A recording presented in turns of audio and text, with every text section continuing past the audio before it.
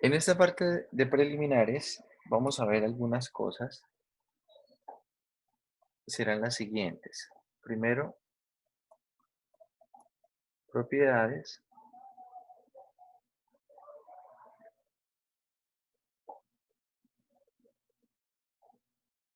De operaciones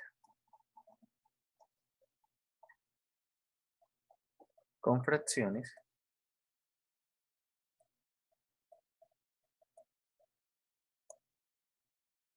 Segundo, vamos a ver propiedades de la potencia y la radicación.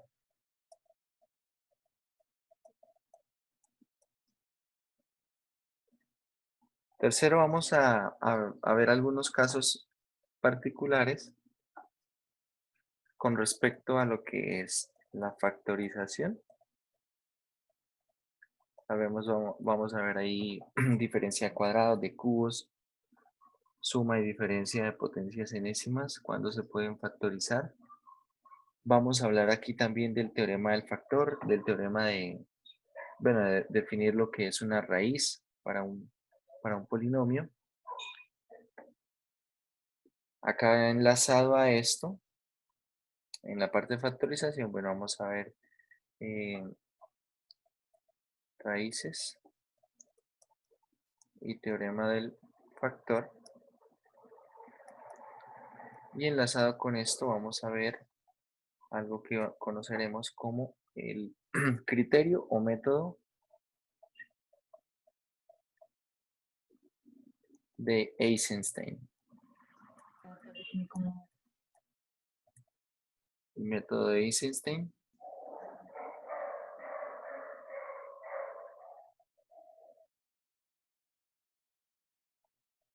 Quinto, vamos a ver aquí intervalos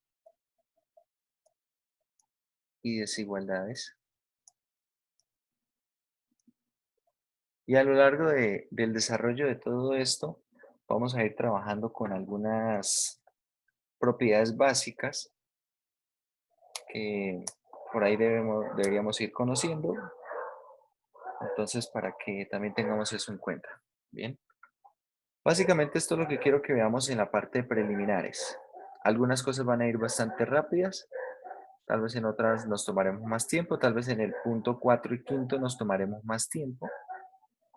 Y aquí para empezar con todo esto vamos a hablar un poco de lo que son notación y terminología. Tal vez sería como un ítem cero.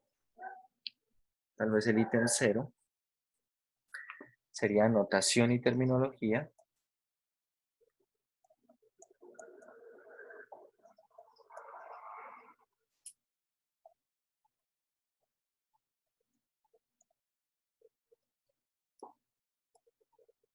Notación, terminología y lógica de proposiciones. A ver, vamos a ver un poquito de lógica de proposiciones. Tampoco no vamos a hacer aquí un curso de lógica, pero es para que eh, podamos entender cómo se comportan las proposiciones, sobre todo aquí en matemáticas. Entender cosas de este estilo va a ayudarles a que puedan pensar de una manera más crítica y un poco más madura en el sentido científico. Entonces empecemos de una vez con esta parte de notación y terminología. Con respecto a notación y terminología, vamos a eh, incluir una lista aquí de símbolos, de cómo son esos símbolos y cómo se leen.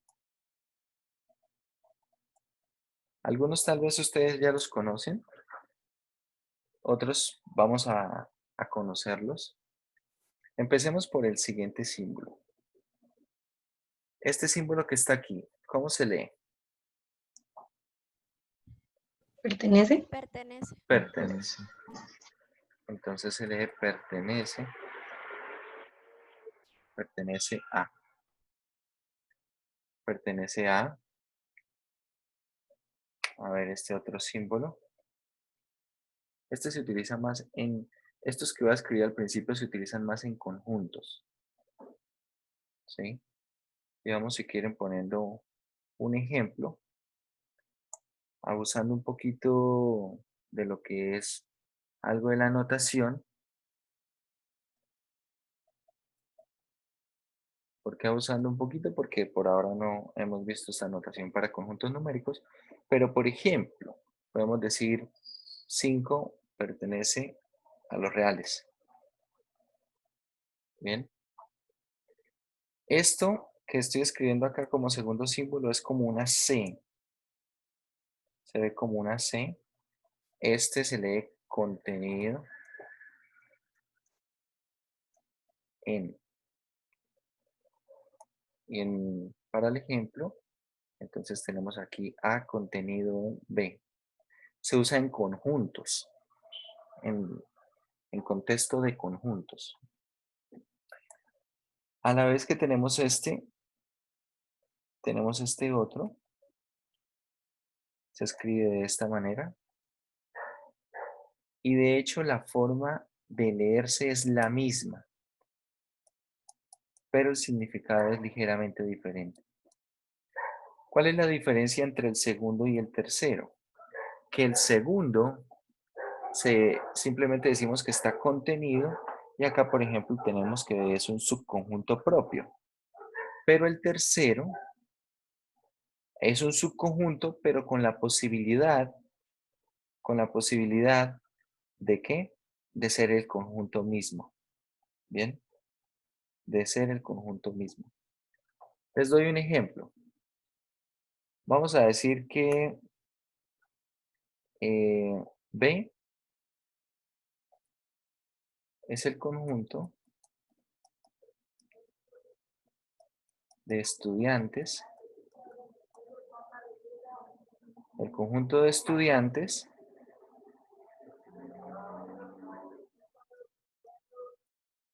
del curso, bueno, vamos a poner el curso de cálculo 1, grupo de 3. Ese es mi conjunto B. Y ahora vamos a poner dos subconjuntos. Entonces vamos a poner el subconjunto A, vamos a decir que el conjunto A es el conjunto de, así, voy a escribirlo, es el conjunto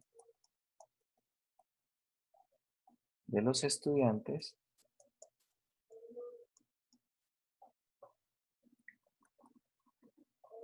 que se bañaron antes de clase.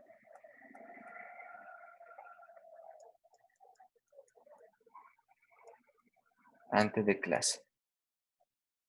Y vamos a poner un conjunto C. Y vamos a decir que C es el conjunto de los estudiantes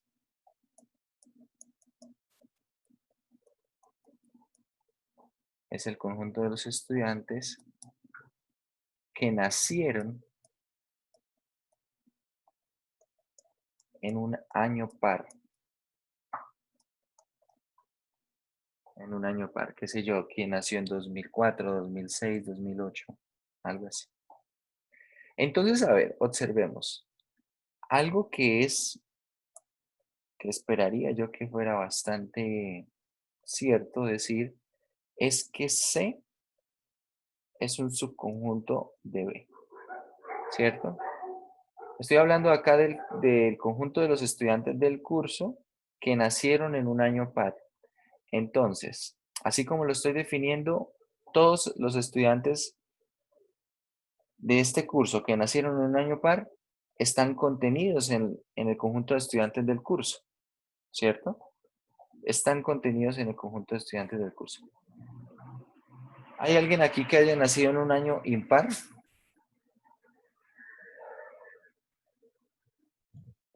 Yo, ¿Cuándo? 2003. También, profe, el 2003. Eso. Entonces, como hay estudiantes que nacieron en años impares, lo que puedo garantizar es que el conjunto C no alcanza a ser el conjunto B. Bien. Por ejemplo, yo me atrevería a decir que el conjunto A es un subconjunto de B. Es decir, el conjunto de los estudiantes que se bañaron hoy antes de clase es un subconjunto de B. Estamos hablando, nuestro universo es el conjunto de estudiantes del curso. Es posible que todos se hayan bañado antes de clase. Es posible. Que no sea así es otra cosa, pero es posible. Es decir, que eventualmente A puede llegar a ser igual a B. Si hoy todos se bañaron, el conjunto A es exactamente el conjunto B, ¿correcto? El conjunto A sería todo el conjunto B. Esa es la diferencia entre estos dos símbolos. Que uno de ellos, yo tengo la seguridad que es un subconjunto propio, es decir, es un subconjunto de objetos, pero que no es todo el conjunto de objetos.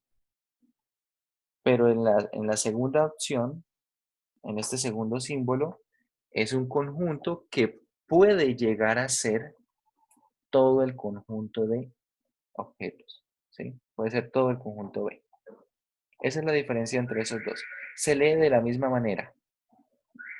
Se lee A contenido en B.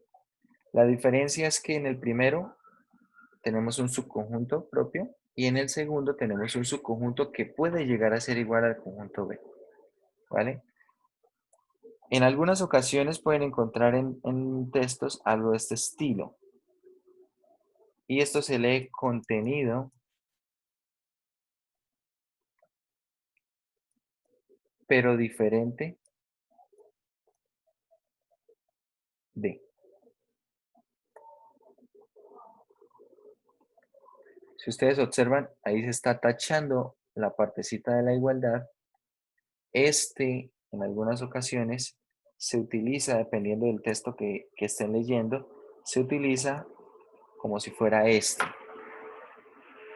segundo símbolo. Es decir, lo que se está diciendo ahí es que está contenido, pero es diferente de. No quiero que sea igual a B. Bien, que esté contenido, pero diferente de B. Bueno, esto con respecto a lo que es la pertenencia y la contenencia en conjuntos. Empecemos con otro tipo de símbolos. Cuantificadores. Tenemos este símbolo. Es como una E mayúscula reflejada. ¿Cómo se lee ese?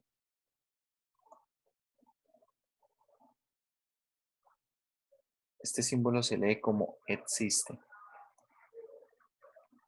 Existe. Bueno, para el ejemplo tendríamos que escribir alguna proposición y esa la escribiremos más tarde. Otro símbolo. Es como una mayúscula al revés. ¿Cómo se lee ese símbolo? Ese símbolo se lee para todo o también se lee como para cada. Para cada. Para todo o para cada.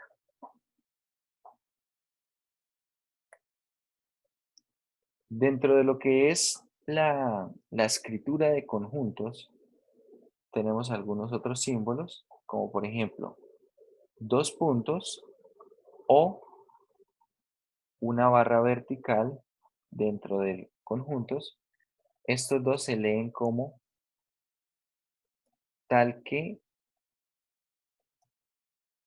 o tales que. Se leen de esa manera, tal que o tales que.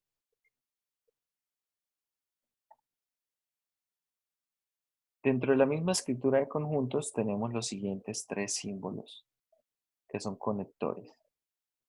Este primero se lee, hace las veces del conector O, ¿bien? Del conector O. Este así hace las veces del conector I.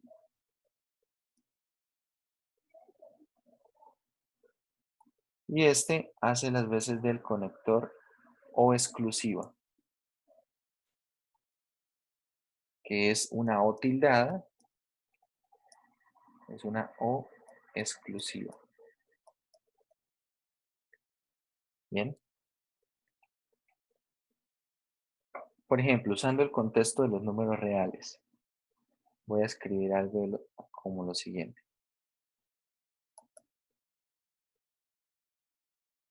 Por ejemplo, voy a escribir el conjunto A de la siguiente manera. El conjunto A será lo siguiente. X en los reales, tales que X es positivo y X es par. Así se lee ese conjunto. ¿Quién es el conjunto A? Es el conjunto de todos los números reales, tales que X es positivo y X es par. Bien, y X es par.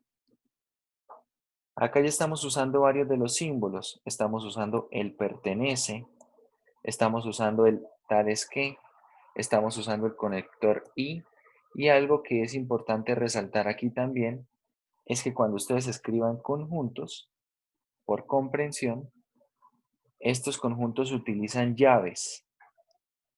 Utilizan llaves. No se utilizan ni corchetes, ni paréntesis, ni nada diferente. Se utilizan llaves. Bien.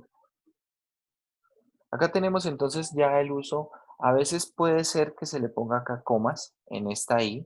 Puede ser. Si no se considera necesario, no se pone nada más. Se escribe así. Y esta es la razón por la cual nosotros tenemos que usar estos símbolos en conjuntos. ¿Por qué? Voy a construir acá otro conjunto, voy a escribir otro conjunto y ahora voy a tomar el conjunto de parejas. El conjunto de parejas XY tales que, mucha atención, X pertenece a los reales, coma, Y pertenece a los reales. Si yo escribiera aquí Y, por ejemplo, Y es positivo, así.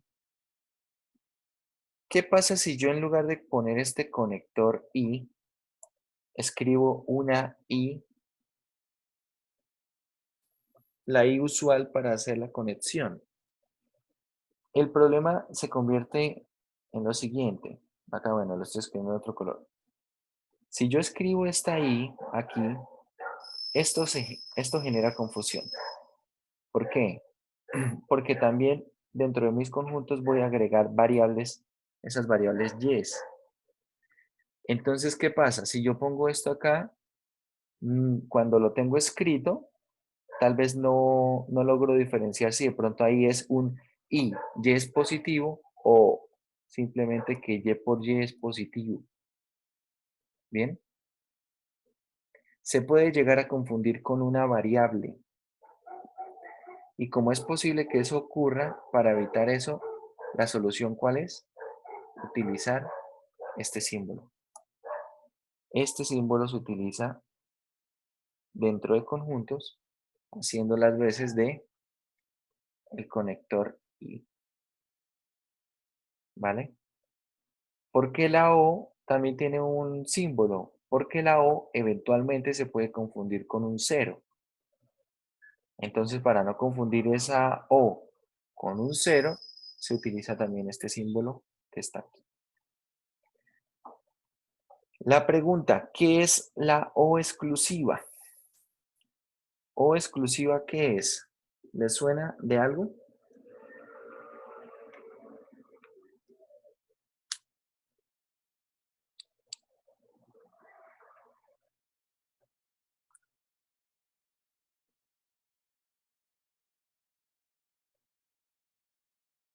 Les voy a hacer una pregunta. Suponga, suponga usted que de pronto, no sé, su mamá le dice, vaya a la tienda y traiga un plátano o una libra de papa. y usted va a la tienda y compra ambas cosas. ¿Hizo bien el mandado o no? No. No. Bueno, resulta que nosotros en lenguaje verbal tenemos muy incorporada la O exclusiva. Tenemos muy incorporada la O exclusiva.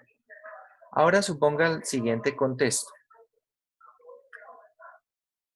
Yo el día de hoy le dejo a usted 4 tareas.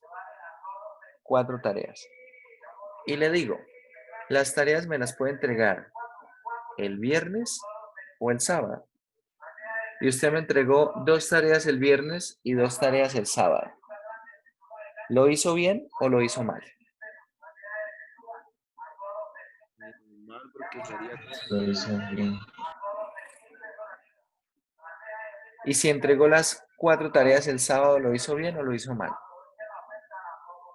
Lo hizo bien. Lo hizo bien. Entonces, ¿por qué en este caso la O no la entienden como exclusiva? Mucha atención. Cuando ustedes utilizan una O, y esto se los digo, no es muy claro en lenguaje verbal. En lenguaje verbal no es muy claro cuando hay una O exclusiva. Depende más del contexto.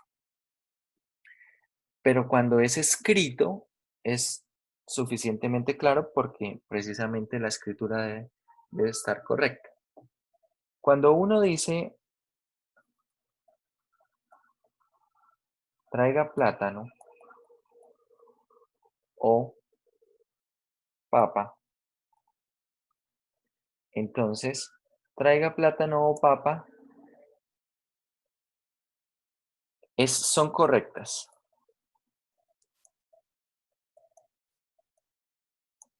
Son correctas. Primero, llegar con solo plátano.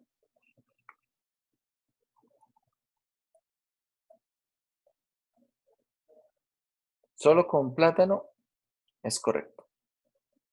Segundo, llegar con solo papa es correcto.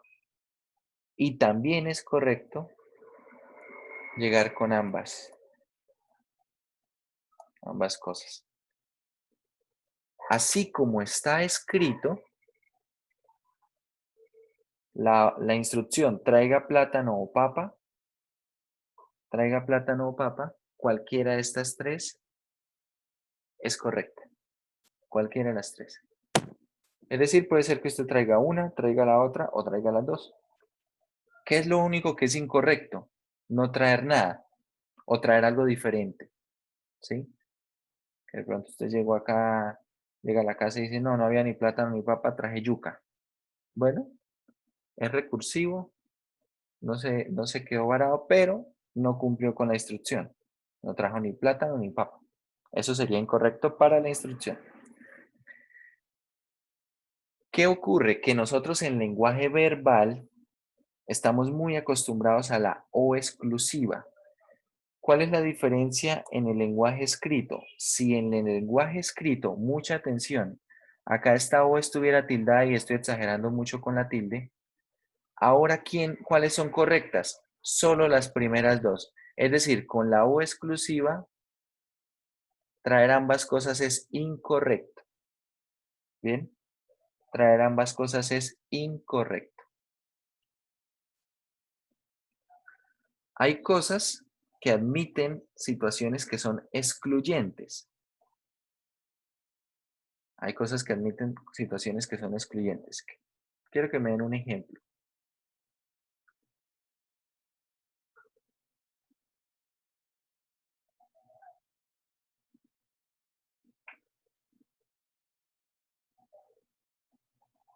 A menos de que pongamos acá contextos fantásticos, por ejemplo, el hecho de estar vivo o el hecho de estar muerto son situaciones excluyentes. Usted está vivo o está muerto, ¿cierto? Esa O es exclusiva. Una cosa excluye a la otra. ¿Usted está vivo o usted está muerto? Bien, no puede estar ambas a la vez y no puede estar ninguna a la vez. Hablando de personas, ¿no? Y bueno, tampoco vamos a ponerle acá mucho sentido filosófico. Quiero otra situación que sea de esa manera, que sea excluyente, propiamente excluyente.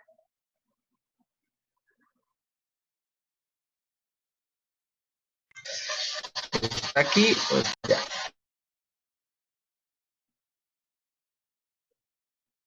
Bueno, sí, esa puede ser.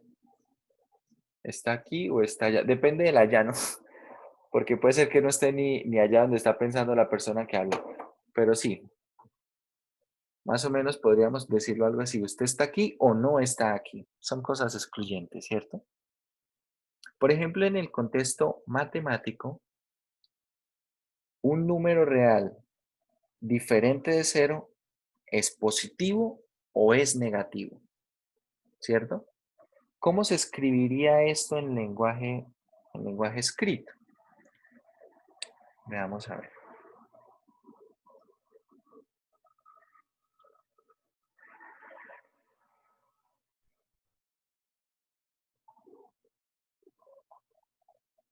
Un número real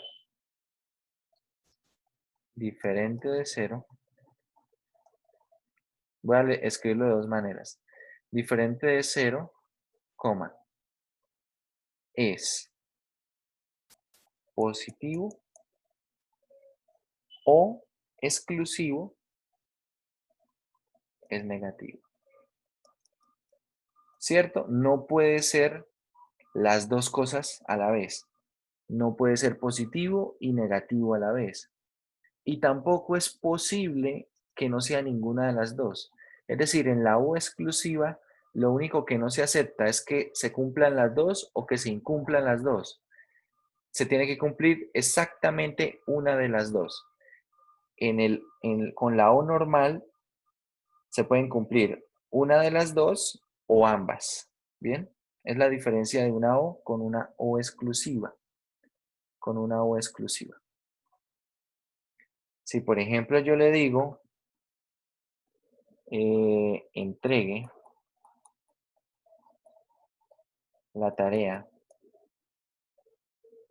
el viernes o exclusiva el sábado,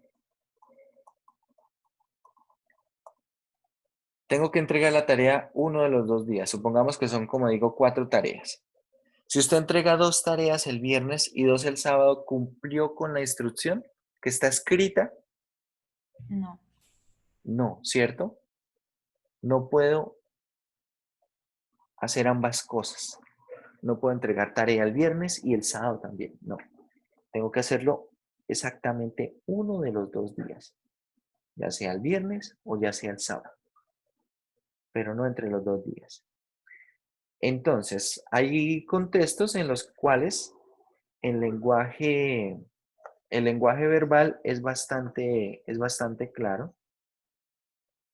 Hay contextos en los cuales el lenguaje verbal deja cabida a interpretaciones, pero siempre, independiente de cuál sea el contexto, el lenguaje escrito debe ser suficientemente claro.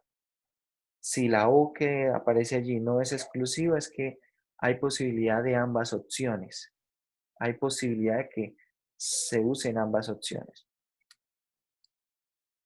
De esa manera se trabaja con una O tildada o una O exclusiva. En muchos contextos nosotros en la vida cotidiana estamos muy acostumbrados al uso de la O exclusiva.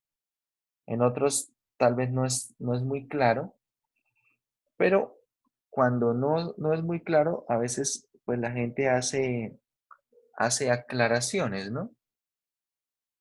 Sobre todo las mamás son muy buenas haciendo aclaraciones cuando los envían por mandados a la tienda, ¿no? Traiga esto o esto, y si no está así, no traiga nada, o algo así, ¿no? O sea, la aclaración es bastante. Pero en algunos otros contextos no. Entonces, bueno, acá estamos viendo una diferencia entre lo que es la O exclusiva y la O normal. En contexto matemático podemos ver algún ejemplo en el que quepa la O normal. Y bueno, esto que está aquí escrito, yo les dije que lo iba a escribir de otra manera. Entonces, acá lo que tenemos, aquí, si x pertenece a los reales con x diferente de 0, con x diferente de 0, entonces x es positivo o exclusiva, x es negativo. Bien.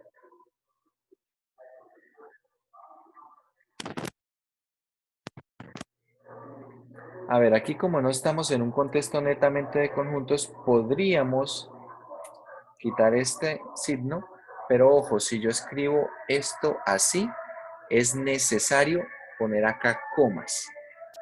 Bien, ponerlo entre comas para que no se vaya a malinterpretar como un 0. Y así podría escribir esto. O simplemente con este símbolo así, con O exclusiva. Bien. Bueno, vamos a continuar entonces con algunos símbolos.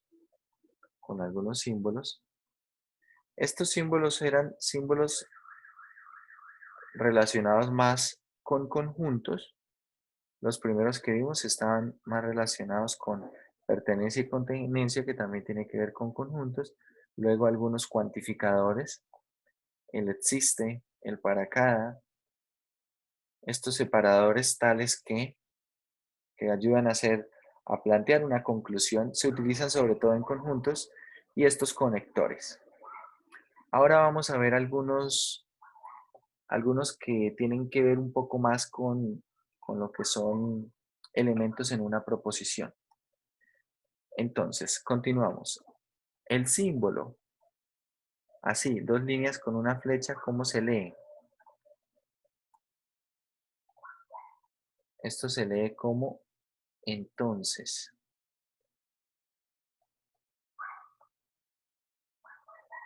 Un símbolo de esta manera se lee como sí y solo sí.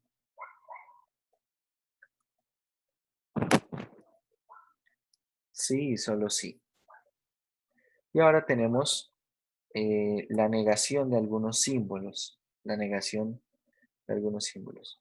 Para la negación de algunos símbolos, bueno, en algunos contextos de proposiciones, este símbolo que está acá se lee como simplemente no o no es cierto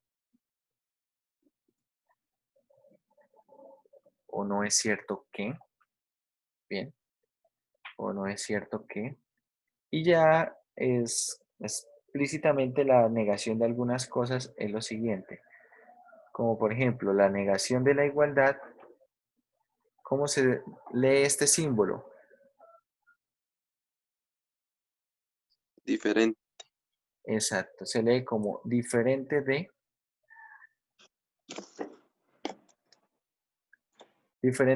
o también se puede leer como no es igual a, si no es igual a.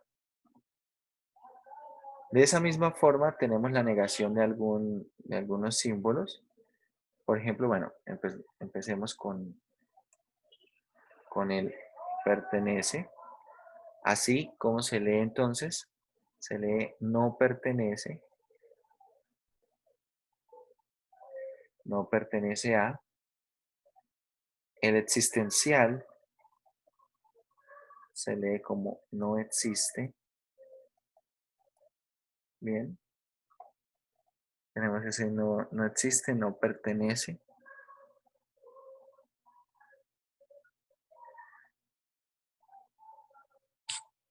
Y con eso tendríamos las negaciones. Bien, tendríamos las negaciones. Con esto podemos ahora escribir algunas proposiciones usando más lenguaje matemático, mayor lenguaje matemático, mayor simbología. Veamos, por ejemplo,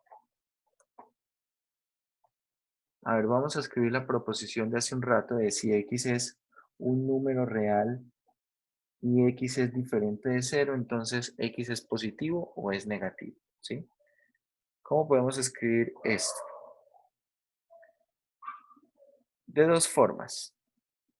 A ver, normalmente cuando uno escribe una proposición tiene que tener una estructura. La estructura de esta proposición es de la forma sí, entonces.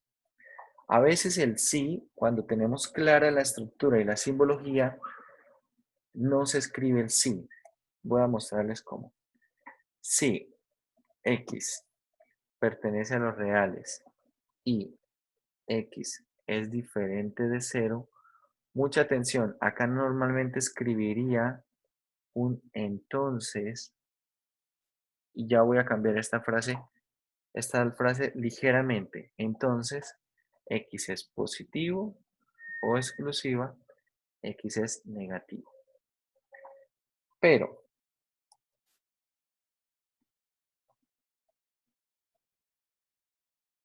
también podemos escribirlo de esta manera. Simplemente escribimos para todo x que pertenezca a los reales con, podríamos escribirlo así, con x diferente de cero. Ya les voy a mostrar una forma de escribir los reales quitándoles el cero. Con x diferente de cero.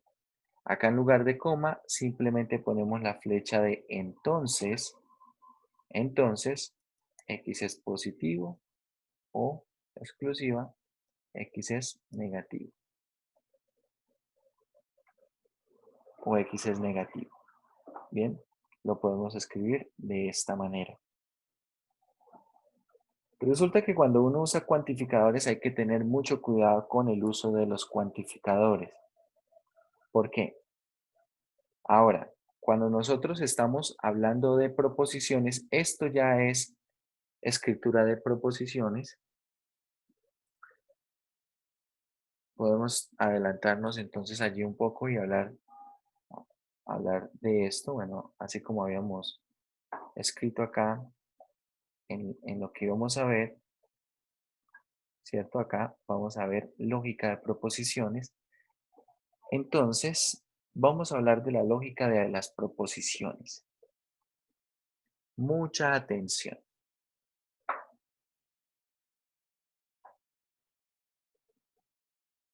Mucha atención a lo siguiente. Por ejemplo, ustedes pueden tomar en este momento su calculadora y yo voy a preguntar lo siguiente. Si seno de x es igual a 1, entonces x es igual a pi medios. Pongan su calculadora en radianes. Para poner su calculadora en radianes, inician la calculadora, tecla Shift, tecla modo y el número 4, ¿cierto? Ahí ya están radianes. Entonces la pregunta es, ¿esta proposición es falsa o es verdadera? Si seno de x es 1, entonces x vale pi medios. Es verdadera. Bueno, en este momento quiero que miren en su calculadora, hagan los razonamientos que necesiten y quiero que escriban en el chat, aquí en el chat de Zoom, simplemente la letra V o la letra F, si considera que es verdadera o si considera que es falsa respectivamente.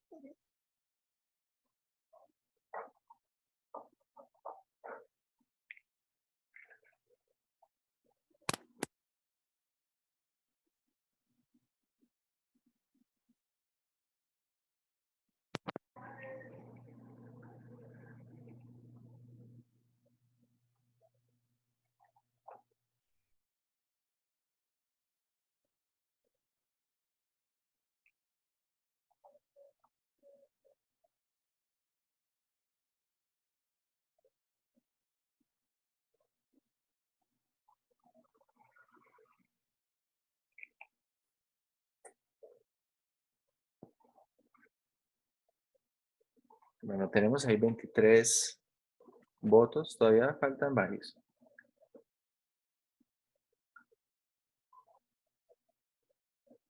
Los que falten por ahí, escriban su respuesta, falso o verdadero. Solamente F o V. Bueno, vamos a hacer un sondeo aquí.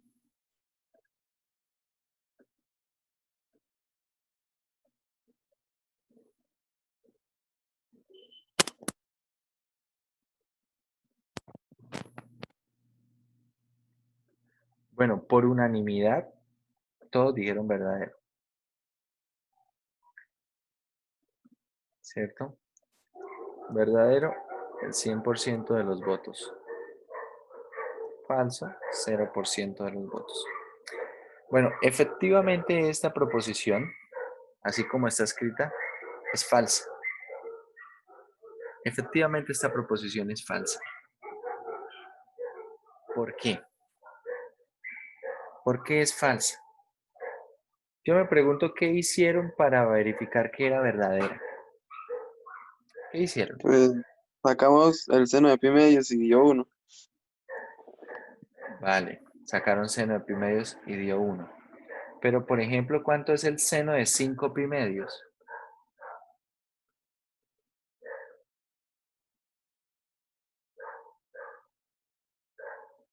¿Cuánto También es? es 1. ¿Y el de 9 pi medios?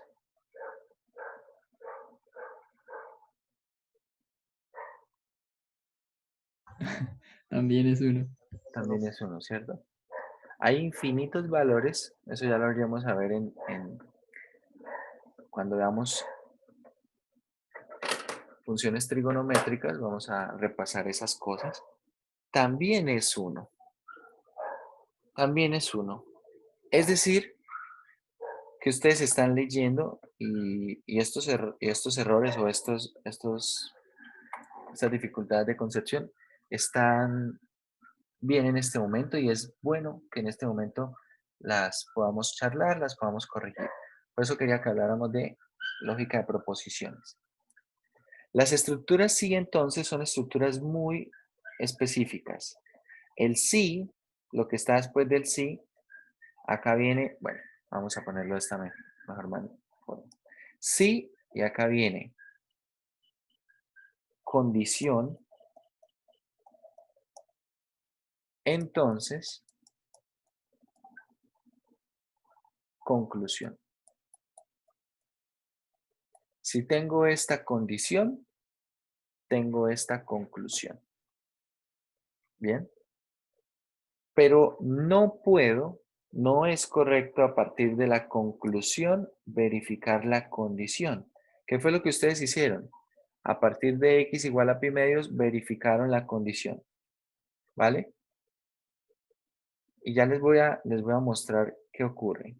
Si a partir de la conclusión, digamos, no sé, con la conclusión, usted no puede verificar la condición, es decir, si esto es verdadero y esto no se cumple, entonces ahí tal vez podríamos decir algo. Pero si esto se cumple y esto también se cumple, no puedo decir nada. Con las estructuras sí, entonces hay que tener cuidado. Precisamente por eso el entonces, la forma del símbolo del entonces es una flecha. ¿Y por qué es una flecha? Porque se lee de izquierda a derecha, no al revés.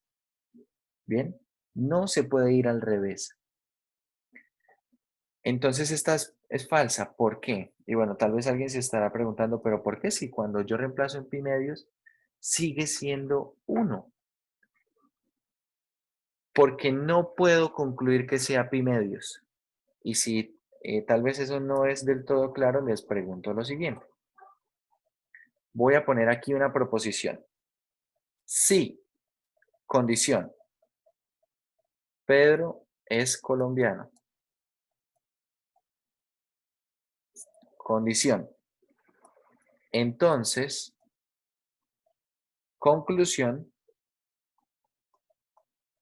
Pedro nació en Cartagena. ¿Qué dicen de esa proposición? ¿Es falsa o es verdadera? Verdadera, ¿no? ¿Por qué es Es falsa? falsa. ¿Por qué es falsa? Porque puede haber Porque nacido en otra parte de Colombia. Exacto. Tengan muy en cuenta, muchachos, que lo que viene después del entonces es la conclusión. Conclusión. No la lean al revés, no. Esto debe ser conclusión de qué? De la condición. Y si a partir de decir que Pedro es colombiano, yo puedo concluir que nació en Cartagena, si puedo hacer eso, sería verdadera. Pero como no puedo concluir eso, suponga que ustedes simplemente le dicen, o yo le digo, bueno, Pedro es colombiano, dígame usted dónde nació.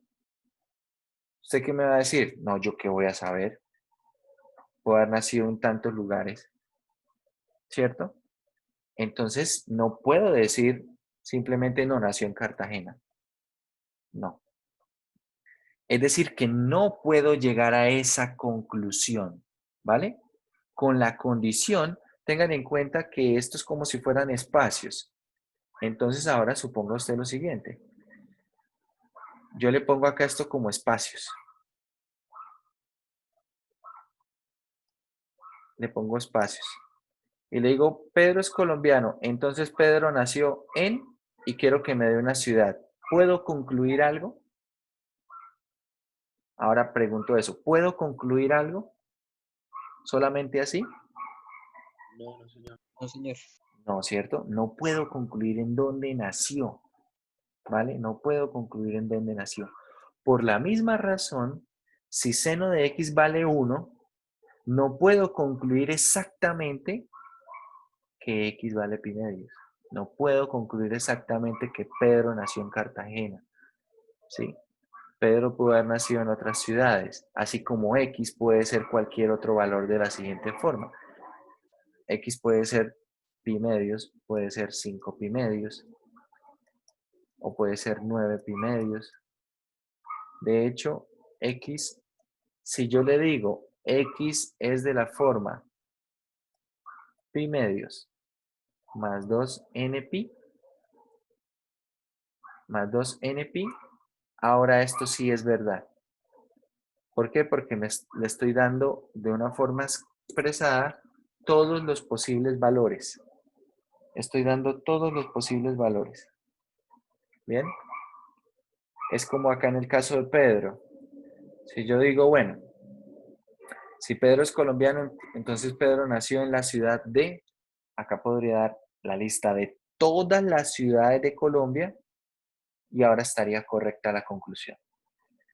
¿Sí? Pedro nació en Bucaramanga, o nació en Bogotá, o nació en Barranquilla, bueno, etc. Se escribió todas las ciudades, municipios, corregimientos, todo, los lugares donde pudo haber nacido Pedro, entonces ahora sería correcta. Pero ese tipo de conclusiones y ese tipo de afirmaciones realmente no son de mucha utilidad.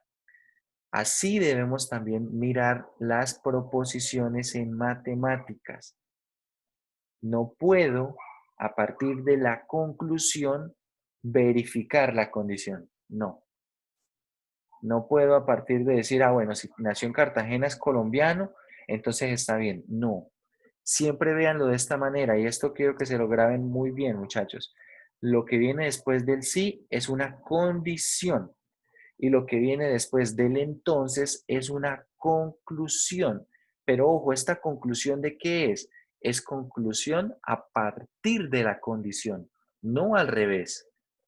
No al revés. El hecho de que la conclusión verifique la condición no quiere decir nada, ¿vale? Así como vemos en este caso, como en el caso de Pedro, no quiere decir nada, no quiere decir que esté correcta la proposición, ¿vale?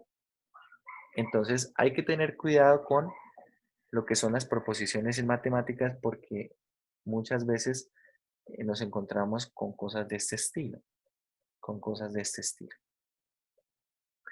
A ver, voy a poner otra proposición ahora en contexto matemático también. Y voy a decir lo siguiente. Si X y Y pertenecen a los reales con X bueno, pongámoslo así, donde X es par.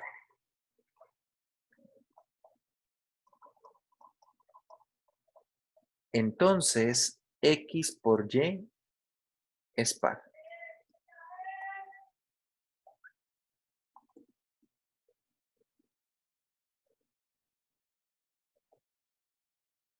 ¿Será que el producto de un número par por otro número siempre es par? ¿Sí o no? No, ¿Por qué? porque pues en este caso yo podría ser impar, ¿no? Y pues, por ejemplo, 2 por 3, 21. 2 La por 3 mitad. es 6 y es par. Digo, 7 por 3, 21. Pero Y ambos son pues, impares. verdad, sí, ¿no? Quiero que uno de ellos sea par. X es par. Entonces el producto es par también. Sí, señor.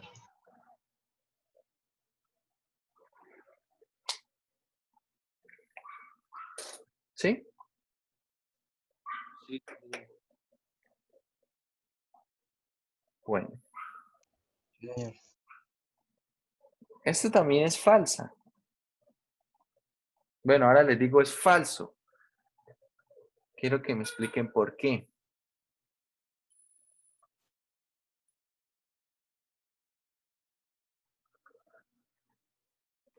Porque en la condición no nos están diciendo si Y es par o es impar. Y en la conclusión dice entonces X y Y es par. Que el Pero nunca producto, habla. no que ambos. Que el producto. El producto es par. Si No, yo me Y, iría más por lo que usted explicó la vez pasada, que pues si se mira una cantidad de números n, en algún momento pues se puede cumplir, se puede llegar a cumplir la condición de que puede ser impar, ¿no? Ese producto. pero en qué, deme un ejemplo. 2 por 1 es 2. Sigue siendo par. Mucha atención, muchachos, que por ejemplo, X puede ser 2 y Y puede ser, vamos a ponerle acá 3 cuartos. Y es 3 cuartos. ¿Cuánto da X por Y? X por Y da 3 medios. 3 medios es par. No, no, señor. No es par. Ni siquiera es un número entero. Ni siquiera es un número entero. Ojo, yo acá dije que X y Y eran números reales. ¿Sí? Y si quieren algo que les dé impar, pues entonces tomen Y igual a un medio. X vale 2, Y vale un medio, el producto da 1, impar. También pueden ver que es falso en términos de la paridad. Por ejemplo, pueden encontrar ejemplos donde el resultado es impar. Pero, ¿qué pasa? Que el resultado acá ni siquiera necesariamente es un número entero. Entonces esto es supremamente falso. ¿Cómo debe ser más específica la condición? ¿Para qué? ¿Para que sea verdadera? Para que sea verdadera, miren, yo puedo cambiar solamente un detalle en esta proposición para que sea verdadera. Le voy a quitar los reales y le voy a poner los enteros. Y ahora esta es verdadera. Si le quito los reales y le pongo solamente los enteros, la proposición es verdadera. El producto de un número par por cualquier otro número entero es par. Ahora es verdadera. Entonces observen acá algo importante en la condición. La condición debe ser muy clara. Debe ser muy clara.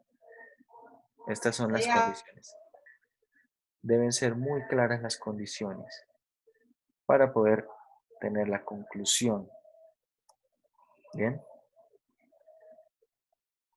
Si, por ejemplo, voy a escribir esto en lenguaje matemático, otra proposición.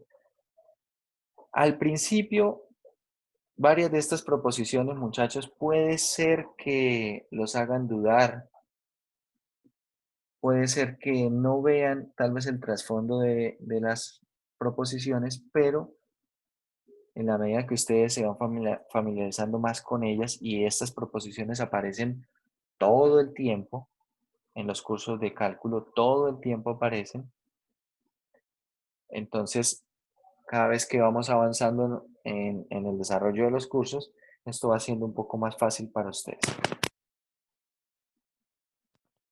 Pero necesitamos hacerlo entonces desde este momento y de hacerlo de una forma explícita.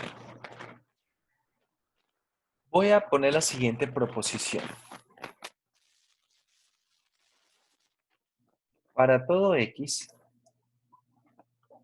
voy a leer de paso, para todo X existe un Y, voy a escribirlo así, para todo X existe un Y tal que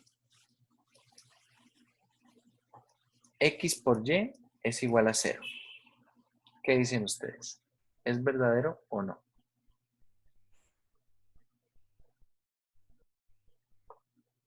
Para todo número X existe un número Y tal que X por Y es igual a 0.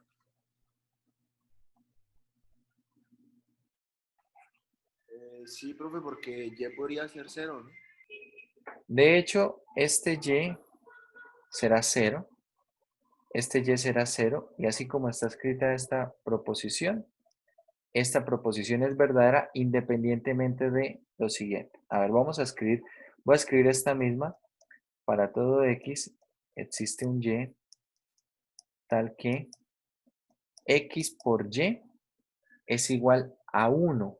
Ahora quiero que sea igual a 1. Ya vamos a ver por qué esta que está aquí es verdadera. Pero ahora la pregunta es, ¿la siguiente es falsa o es verdadera? Para todo X existe un Y, o para cada X existe un Y,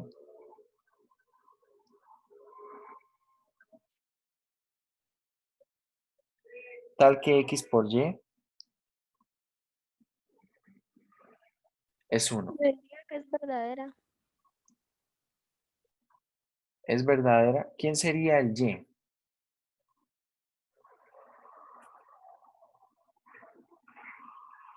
Por ejemplo, si X vale 5, ¿quién es Y?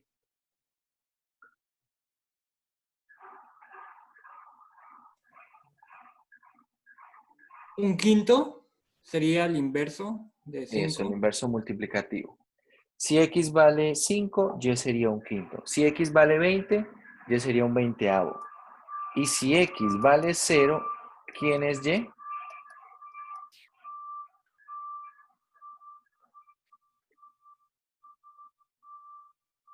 Si X vale 0, ¿quién es Y? 1. 0 por 1 es 0.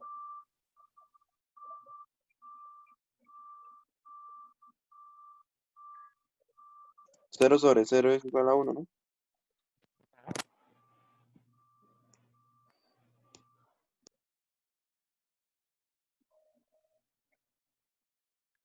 No, profe, yo creo que tocaría colocar la exclusión de que X sea 0. De que X no fuera 0, ¿vale? Resulta que esta proposición, por ejemplo, si X vale 0, Y simplemente no existe. Pero ustedes, a ver, si yo ahora, por ejemplo, digo, bueno, aquí voy a poner dentro de las condiciones que X es diferente de 0. X es diferente de 0. Entonces, si tengo para todo X diferente de 0 existe un Y tal que X por Y es 1. ¿Eso es verdadero o es falsa? No, ahí sí ya sería verdad. Ahí sería verdadero.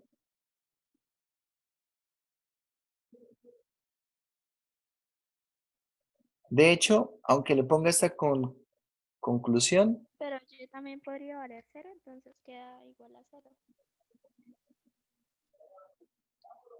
Lo que pasa es que acá este es un existe, ¿no? Es decir, que yo primero fijo este, para cada uno de ellos existe alguien. Es decir, si yo por eso primero doy el valor de X y luego pregunto el de Y, para ver si existe el valor de Y.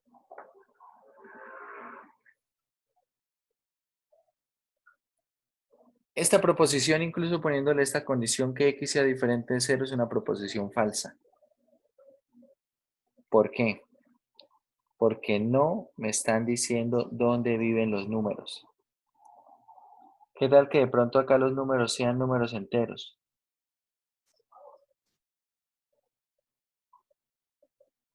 Para todo X entero con X diferente de 0 existe un Y entero tal que X por Y vale 1. Por ejemplo, si X ahora vale 5, como habíamos dicho antes, ¿cuánto vale Y? No existe. No existe. Porque Y debe vivir ¿dónde? En los enteros. ¿Sí? Entonces, mucha atención. Así como hicimos en este caso, la proposición puede ser falsa o puede ser verdadera dependiendo de qué, del conjunto. Entonces, en las condiciones debe ser muy claro en qué conjunto estoy trabajando. Debe ser muy claro en qué conjunto estoy trabajando. Si acá, por ejemplo, en esta que escribimos al inicio, estoy trabajando en el conjunto de los enteros, es verdadero.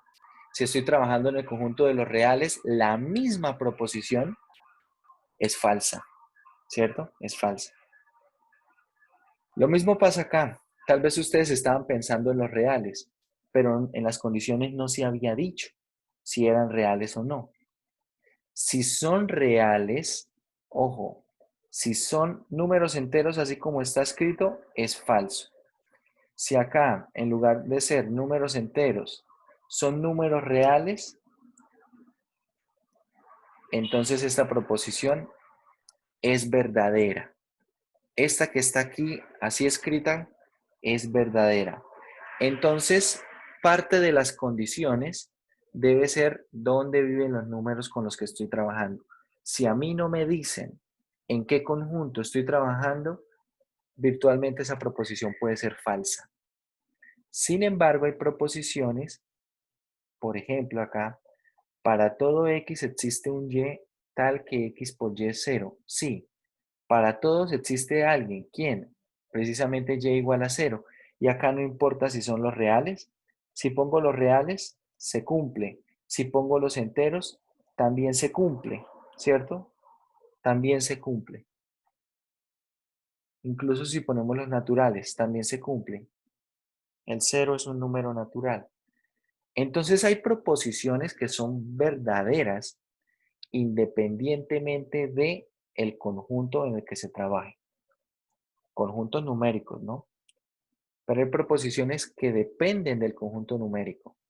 Si el conjunto numérico que estamos trabajando es uno u otro, la proposición puede ser falsa o verdadera en un conjunto o en el otro. Entonces hay que tener cuidado con eso.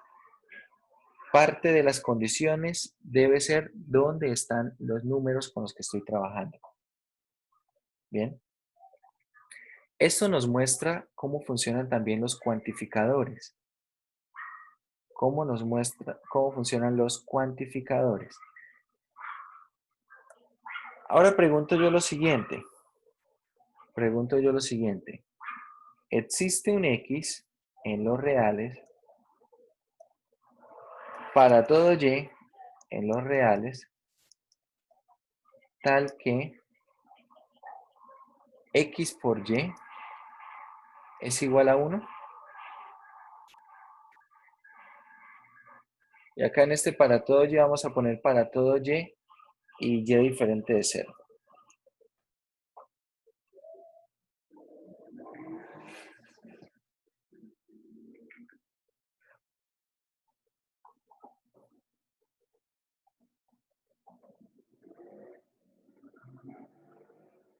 ¿Qué dicen? ¿Falsa o verdadera? La que está escrita así como quedó la de arriba es verdadera.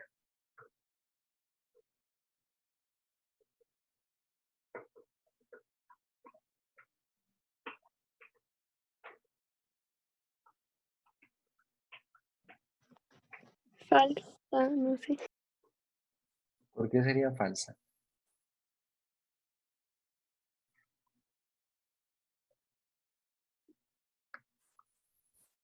Pues es verdadera porque pues son dos números que se están multiplicando, entonces no importaría lo mismo si lo que se altera es el orden. Usted lo ha dicho, se altera el orden. El orden de los existenciales. El orden de los existenciales.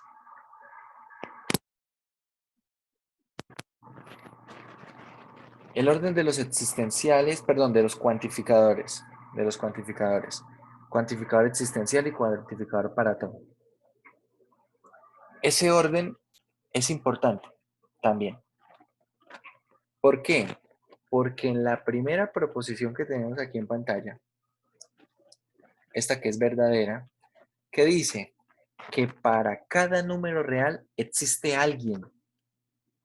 Para cada número real diferente de 0, existe otro número real tal que el producto da 1. Pero miren lo que dice la de abajo. En la segunda proposición dice, existe un número real para cada o para todo número real. Y. Es decir, básicamente acá estoy diciendo, existe alguien para todos estos. Para todos estos. Existe alguien. Entonces, no es lo mismo decir que, a ver, vamos a ponernos aquí tal vez un poco cursis, pero no es nada de eso. Si usted, por ejemplo, ha visto películas de esas de comedias románticas y cosas así, e incluso en la literatura, e incluso en las canciones, dicen que para todos hay alguien en el mundo que se supone que son su media naranja, ¿cierto? Su alma gemela. Es decir, que para cada uno de nosotros en el mundo habrá alguien con el cual podríamos compaginar bastante bien. Pero sería muy diferente decir que exista alguien en el mundo que compagine con todos, que sea la media naranja de todos. ¿Sí ven la diferencia? No es lo mismo decir que para cada persona existe alguien, a decir que existe alguien que funciona para cada persona. ¿Sí? Que funciona para cada persona. ¿Sí ven la diferencia? Acá en esta segunda proposición, ¿cuál es el inconveniente? Que yo estoy diciendo, bueno, existe alguien que funciona para todos. Que funciona para todos. Entonces, esa pregunta, esa proposición así tal cual está, es falsa. ¿Por qué? Porque si existiera alguien que funciona para todos, ¿quién es ese alguien? ¿Quién es ese X? Bueno, uno dice, si existe ese X tal que X por Y es igual a 1, resulta que Y debe ser igual a ¿quién? A 1 sobre X, ¿vale? Pero, por ejemplo, si Y vale 2, ¿quién sería X?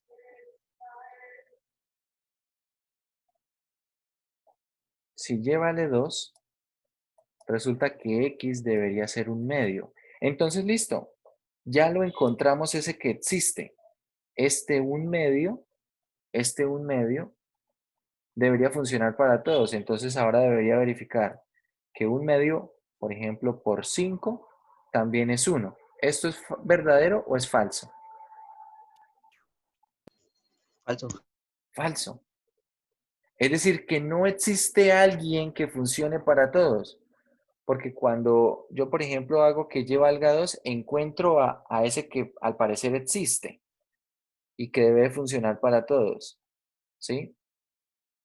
Pero cuando pruebo con otro valor de y, resulta que no se cumple. Entonces no funciona para todos. Por lo tanto, esto es falso. Sería diferente la proposición si, por ejemplo, en lugar de poner aquí 1, ponemos 0. Existe alguien que funciona para todos, incluso acá podemos quitarle esta condición, tal que x por y es 0. ¿Será que existe un número real, de modo que cuando yo le multiplico cualquier número real, el resultado es 0? Sí. ¿Quién es ese número real? ¿Quién es ese número real? ¿El 0? El 0. Y observe que acá existe alguien, este x, existe alguien, x igual a 0, que funciona para todos, cualquier número. Entonces yo ahora pongo acá 0 y multiplico por 2. ¿Me dio 0? Sí. Ahora lo cambio el y por 5. ¿Me siguió dando el resultado? Sí. Yo puedo poner acá 0 y cualquier número real y sigue siendo 0. Sí. Es decir, que existe alguien que funciona para todos. Ya entendemos entonces un poco mejor la diferencia que hay cuando los cuantificadores cambian de orden. No es lo mismo decir que para cada uno exista alguien a decir que exista alguien que funcione para todos. No es lo mismo decir esas dos cosas. No es lo mismo decir esas dos cosas.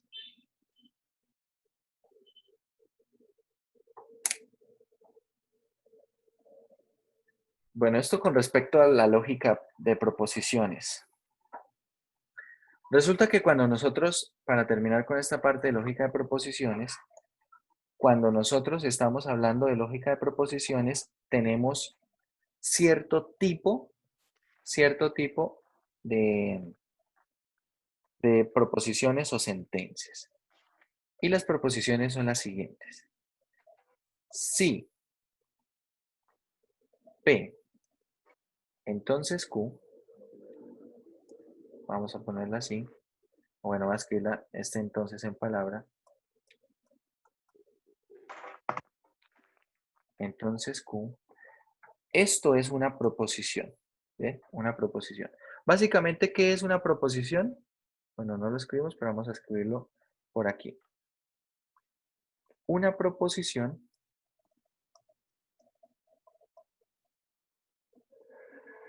es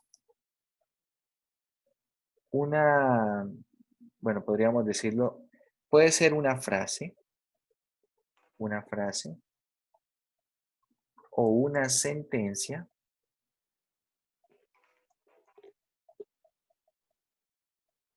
a la cual, esto es lo importante, se le puede asignar valor de verdad. Por ejemplo, si yo les pregunto, digo la siguiente frase, digo, puede ser una afirmación o una frase o una sentencia. Digo, hoy es lunes. ¿A eso se le puede asignar un valor de verdad? ¿Se puede decir si es verdadero o es falso? ¿A eso que digo? ¿Hoy es lunes? Sí, señor. Sí, señor. Sí, se puede decir si es verdadero o es falso, ¿cierto? Hoy no es lunes, por lo tanto, esa proposición que estoy dando yo es falsa. Las proposiciones, en algunas ocasiones, pueden tener varias estructuras. Las que utilizamos nosotros más en matemáticas son de la forma sí, sí, entonces, ¿cierto? Esta estructura sí, entonces. Si P es la condición, entonces Q la conclusión. Por ejemplo, en esa frase, hoy es lunes, tal vez uno no logra identificar el sí, entonces. Pero, por ejemplo, si uno dice, si X es el día de hoy, entonces X es igual a lunes. Es una forma alterna de decir lo que ya había dicho en lenguaje verbal. Y a eso se le puede dar un valor de verdad. A todo lo que se le pueda dar un valor de verdad es una proposición. Es una proposición. ¿Bien? ¿Qué no sería una proposición? ¿A qué, por ejemplo, no le podríamos dar un valor de verdad?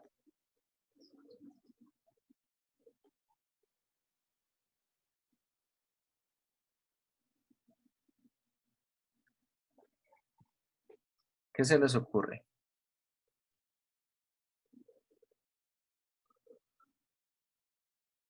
Pues no sé, profe, cosas imaginarias.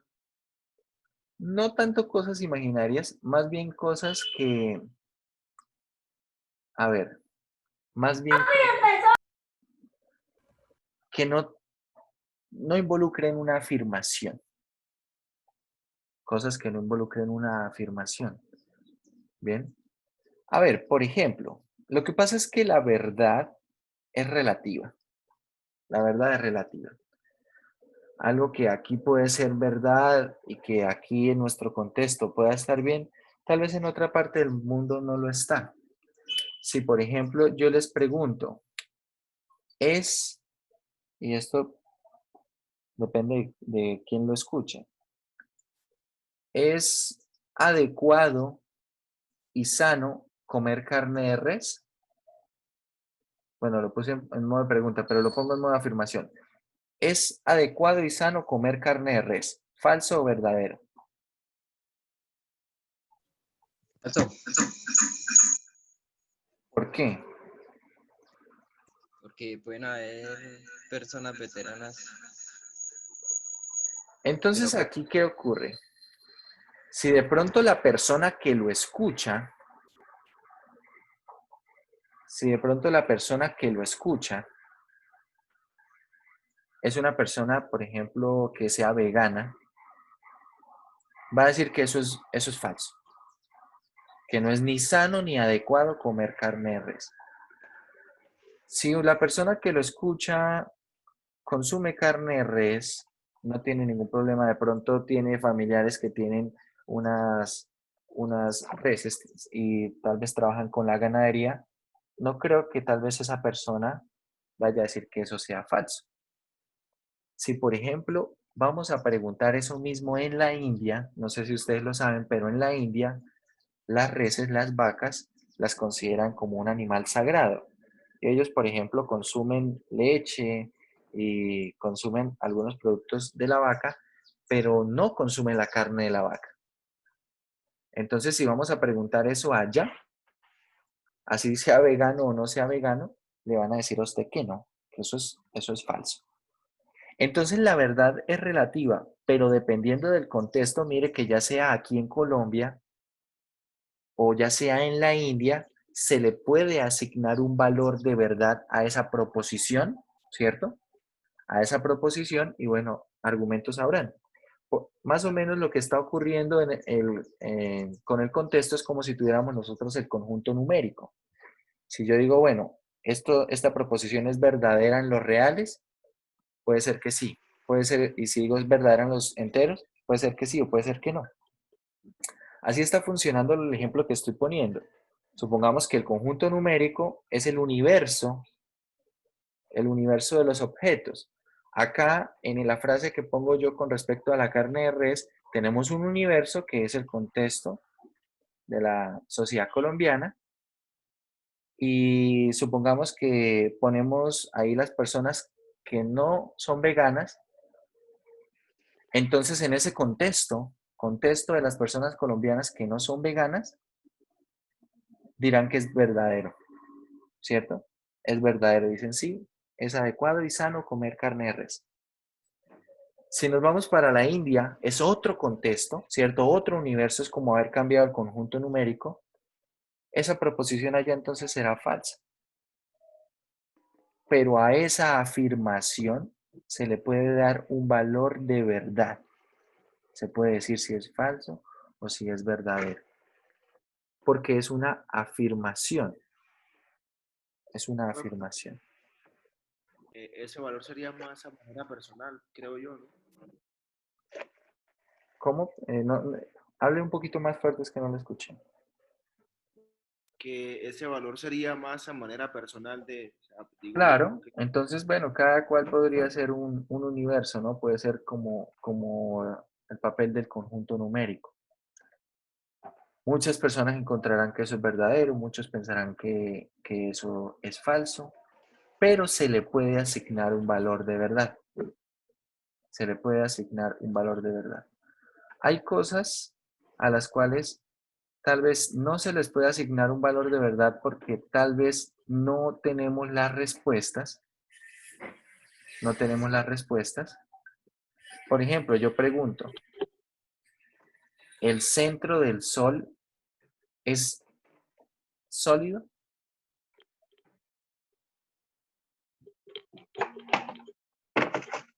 Tal vez con eso se pueden hacer muchas cosas, se podrían decir muchas cosas con respecto a los análisis que se hacen de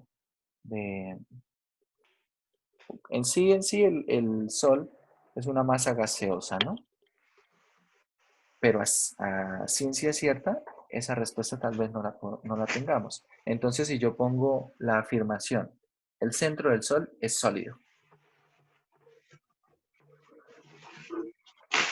Es algo que, aunque en teoría se podría responder con un valor de verdad, ¿cierto? Con un valor de verdad, en teoría, sobre la práctica solamente se pueden hacer conjeturas o solamente se pueden hacer aseveraciones basadas en algunos experimentos científicos o en algunas teorías que sean reforzadas por, no sé, por la física, por las mismas leyes de la física, ¿no? Pero a ciencia cierta, bueno, no sabemos.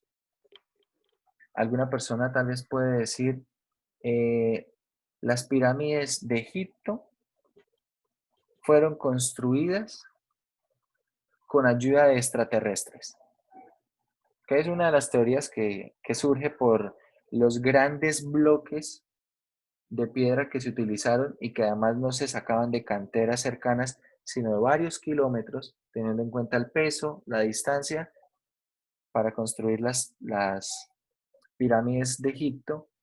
Se necesitaron entonces muchos años, miles y miles de hombres, y bueno, tal vez encontraron muchas más cosas que apoyaban a que no podía haber sido hecha por hombres, a teorías en las que sí. Pero a ciencia cierta, podemos decir si esa afirmación es falsa o es verdadera. Podemos tener conjeturas. Las pirámides de Egipto fueron construidas con ayuda de extraterrestres. Podemos tener conjeturas. Tal vez hay personas que son escépticas y dicen, no, los extraterrestres no existen, nunca han existido, entonces eso es falso. Bien, hay personas que tal vez se dejan guiar un poco más por la religión y en términos de la religión dice, eso no es posible, eso es falso. Tal vez algunas otras personas pueden ser, no sé, un poco más como decimos hoy por hoy, de mente abierta y decir, sí, yo creo que eso puede ser posible, tal vez las pruebas científicas apoyan a que eso tuvo que haber sido de esa manera. Bueno, hay opiniones divididas, pero hay alguien que pueda dar 100% una respuesta, o sea, dar una respuesta que sea 100% clara de si sí o si no, sin dejar nada de especulaciones, tal vez no. Es un debate que, bueno, tal vez va a continuar por mucho tiempo más. Pero observen, hay preguntas, o bueno, hay afirmaciones en las cuales el valor de verdad no se puede dar. No se puede dar un valor de verdad. También hay frases que no hacen afirmaciones, ¿bien? Frases como ¿qué? Como por ejemplo, mesa verde, mesa verde. Yo de eso no puedo decir nada. No estoy diciendo la mesa es verde, no. Si yo digo la mesa es verde, bueno, ahí puedo decir algo.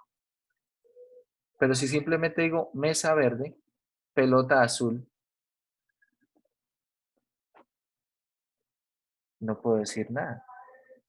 A eso no le puedo asignar un valor de verdad. ¿Por qué? Porque no está haciendo una afirmación. Eso es una proposición. Es una afirmación a la cual se le puede dar un valor de verdad. Y a veces ese valor de verdad depende del contexto, pero aunque dependa del contexto, debe poderse dar un valor de verdad. Resulta que nosotros vamos a tener proposiciones con esta estructura. La estructura si P, entonces Q. Donde, repito, P es condición y Q es la conclusión. Entonces, si esta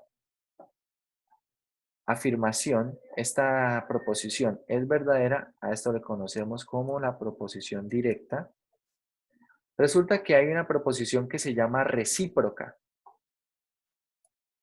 y que en general es una proposición que es falsa y es lo siguiente, cambiar de orden Q y P.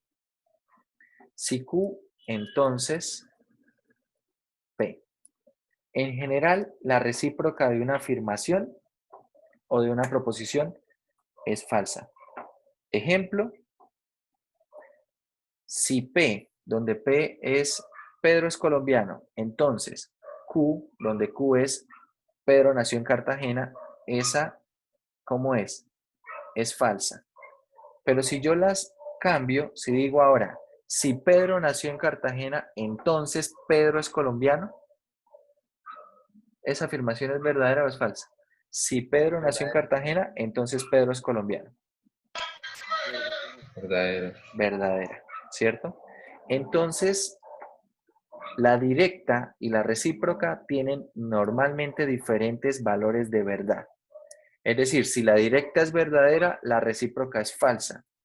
Y en algunas ocasiones, como en este caso, si la directa es falsa, entonces la recíproca es verdadera. Pero puede ser que ambas sean falsas, puede ser que no tenga nada que ver una cosa con la otra, ¿no? Porque también es cierto, o sea, puede ser que no pueda concluir. Tengan en cuenta que P es condición y Q es conclusión, ¿sí? Profe, ya más también puede Señor, ser que por favor, un poquito más fuerte, ¿puedes hablar? profe, también se puede dar que ambas sean verdaderas. La recíproca y la directa, sí. Si ambas son verdaderas, esa estructura ya no se escribe como P entonces Q, sino es una estructura P, sí y solo sí Q. Son estructuras diferentes. Quiere decir que ambas son verdaderas. ¿Y cómo se escriben símbolos? P, sí y solo sí Q. ¿Qué quiere decir? Que si usted supone P, puede concluir Q. O si supone Q, puede concluir P. Puede ser que ambas sean verdaderas. Ambas, tanto la directa como la recíproca. Esa es otra estructura de proposición. Estructura sí, solo sí. Sí, solo sí es doble implicación. Si yo tengo como condición P, puedo concluir Q. O si tengo como condición Q, puedo concluir P. Por eso es importante poder reconocer en la forma que tienen las proposiciones, muchos de los teoremas, o bueno, todos los teoremas tienen estas estructuras. Tienen la estructura sí, entonces, o la estructura sí, solo sí. Y cuando tenemos la estructura sí, entonces hay que reconocer que si está escrita de manera sí, entonces, la que es verdadera es la directa y la recíproca habrá que analizar por qué es falsa. Para terminar con esta parte, hay una que también podemos analizar y es la contrarrecíproca. La contrarrecíproca de esta directa. Si la proposición P entonces Q es verdadera, la contrarrecíproca también lo es. ¿Cuál es la contrarrecíproca? Si no Q, entonces no P. Esta se conoce como la contrarrecíproca Y esta se utiliza muchísimo. En matemáticas, la contrarrecíproca a veces se utiliza más que las proposiciones directas. Un ejemplo de contrarrecíproca. Habíamos dicho que Q es que Pedro nació en Cartagena. Y P es que Pedro es como es colombiano. Esta proposición es falsa, por lo tanto la contrarrecíproca también será falsa. ¿Qué será esto? Si Pedro no nació en Cartagena, o bueno, la contrarrecíproca, ¿qué ocurre? Q es que Pedro nació ¿dónde? En Cartagena. Entonces, no Q, ¿qué es? No nació en Cartagena. Si Pedro no nació en Cartagena, entonces no P es Pedro no es colombiano, pregunto yo. Si Pedro no nació en Cartagena, entonces Pedro no es colombiano. ¿Es falso o es verdadero? Falsa porque puede nacer en otro lugar de Colombia. Puede haber nacido en otro lado, ¿no? Si nació en Bogotá, entonces sigue siendo colombiano y no nació en Cartagena. Entonces observe, la directa y la contrarrecíproca tienen el mismo valor de verdad. La directa que estábamos usando nosotros era falsa. Ahora, si por ejemplo P es que Pedro nació en Cartagena y Q es que Pedro es colombiano, entonces, la directa ¿cómo sería? Si Pedro nació en Cartagena, entonces Pedro es colombiano. Eso es verdadero. Ahora miremos la contrarrecíproca de esa. Repito, P es que Pedro nació en Cartagena y Q es que Pedro es colombiano. Ahora, ¿qué dirá la contrarrecíproca de esta? Si Pedro no es colombiano, entonces Pedro no nació en Cartagena. ¿Eso es falso o es verdadero? Si Pedro no es colombiano, entonces Pedro no nació en Cartagena. ¿Es falso o Es verdadero? falso. ¿Por qué? Verdadero. Verdadero. Es verdadero. Verdadero. Si Pedro no es colombiano, entonces no pudo haber nacido en Cartagena. Bueno, acá estamos poniendo como condición implícita que si nació en alguna región del país, es colombiano, ¿vale? Porque de pronto alguien dirá, no, es que nació aquí, pero se lo llevaron de una vez para Estados Unidos y lo nacionalizaron estadounidense, entonces no es colombiano. No, no, nada de eso. Estamos suponiendo si nació en el país, es colombiano. Ya está. Entonces esa contrarrecíproca también será verdadera.